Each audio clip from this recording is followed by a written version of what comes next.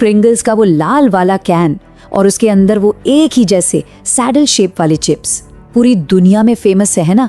और ये कोई छोटा मोटा स्नैक नहीं है। हर साल 3 अरब डॉलर से भी ज्यादा की बिक्री होती है इसकी। मतलब ये सिर्फ चिप्स नहीं रहे, एक आइकॉन बन गए हैं। पर एक बात है, कभी सोचा है कि प्रिंगल्स पैकेट में टूटते क्यों नहीं है?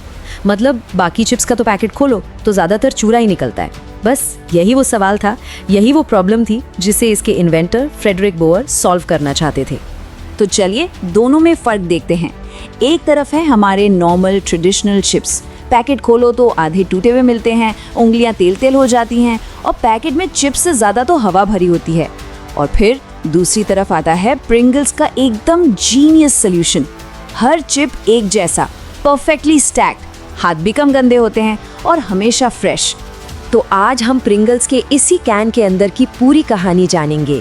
एक क्रांतिकारी स्नैक से लेकर ये चिप है या क्रिस्प, आलू से फ्लेक कैसे बनता है, इसका परफेक्ट आटा, वो आइकॉनिक शेप और मसाला, और आखिर में इसे पैक कैसे किया जाता है।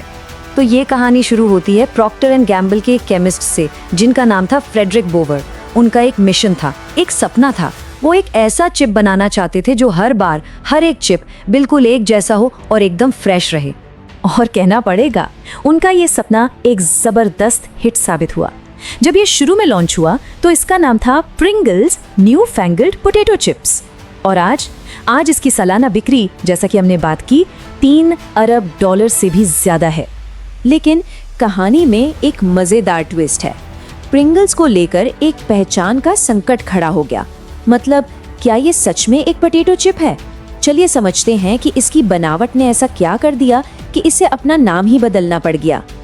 असल में बात यह है कि प्रिंगल्स आलू के पतले पतले स्लाइस काटकर नहीं बनते जैसा हम सोचते हैं। नहीं, ये बनते हैं सूखे आलू के फ्लेक्स से, मतलब डिहाइड्रेटेड पोटैटो फ्लेक्स। करीब 42% तो यही होता है। बाकी इसमें पानी, स्टार्च और अलग अलग तरह के आटे मिलाए जाते हैं। और बस इसी वजह से 1968 में लॉन्च होने के कुछ साल बाद 1975 में FDA ने फैसला सुनाया कि भाई आप इसे पोटैटो चिप्स नहीं कह सकते। तो प्रिंगल्स को रीब्रांड करना पड़ा और इसका नाम पड़ा पोटैटो क्रिस्प्स। और आज तक नॉर्थ अमेरिका में इसे यही कहते हैं। तो अब ये तो समझ आ गया कि ये चिप क्यों नहीं है। अब चलते हैं सीधा फैक्ट्री के अंदर और देखते हैं कि कैसे अच्छे खासे ताजे आलूओं को उन पोटैटो फ्लेक्स में बदला जाता है जो प्रिंगल्स का बेस है। तो सबसे पहला स्टेप है तैयारी और छिलाई। आलूओं को पहले एक हाइड्रो वॉशर में अच्छी तरह धोया जाता है ताकि सारी मिट्टी निकल जाए। फिर उन्हें एक खास ड्रम में डाला जाता है जिसकी सतह समझ लीजिए सैंडपेपर जैसी होती है, जो घूमते घूमते छिलके उतार देती है। इसके बाद उन्हें गर्म पानी में डुबोया जाता है और फिर हाई स्पीड ब्लेड से छोटे छोटे क्यूब्स में काट दिया जाता है। अब इन क्यूब्स को पकाने और पीसने की बारी आती है। इन्हें पहले उबाला जाता है, फिर करीब 345 डिग्री फ़ारेनहाइट पर भाप में पकाया जाता है। इसके बाद एक बहुत बड़ा इंडस्ट्रियल ड्रम इन पके हुए क्यूब्स को एकदम स्मूथ मैश में बदल देता है। इस मैश को फिर एक घूमने वाले ड्रायर पर फैलाकर सुखाया जाता है, जिससे इसकी पतली पतली शीट बन जाती है। और आखिर में तेज ब्लेड इन सूखी शीट्स को तोड़कर वो बारीक आलू के फ्लेक्स बना देते हैं जिनकी हमें ज़रूरत है। तो हमारे पास आलू के फ्लेक्स तो आ गए। अब बारी है उस परफेक्ट आटे को बनाने की। ये वो स्टेप है जहां इन रेतीले फ्लेक्स से एक परफेक्ट शीट बनती है। तो इस आटे की रेसिपी में क्या क्या होता है? मेन तो है आलू के फ्लेक्स, फिर इसमें मिलाया जाता है पानी, कॉर्न स्टार्च, चावल का आटा, गेहूं का स्टार्च और कुछ दूसरी चीजें जैसे माल्टोडेक्स्ट्रिन और इमल्सिफायर। इन सब से मिलकर वो परफेक्ट मिक्सचर तैयार होता है। पर एक बात ध्यान देने वाली है, ये जो आटा बनता है ना, ये हमारी रोटी या ब्रेड के आटे जैसा बिल्कुल नहीं होता। ये देखने में ऐसा लगता है जैसे मोटी गीली रेत हो, और इसकी यही अजीब सी बनावट आगे के प्रोसेस के लिए बहुत बहुत ज़रूरी है। अब इस गीली रेत जैसे आटे को एक पतली शीट में बदलना है। कैसे? इसके ऊपर लगाया जाता है पूरे 4 टन का प्रेशर। 4 टन! जरा सोचिए, इस ज़बरदस्त दबाव से ये आटा सिर्फ 1 मिलीमीटर पतली शीट में बदल जाता है। फिर इस पतली शीट को ओवल मतलब अंडाकार शेप में काटा जाता है।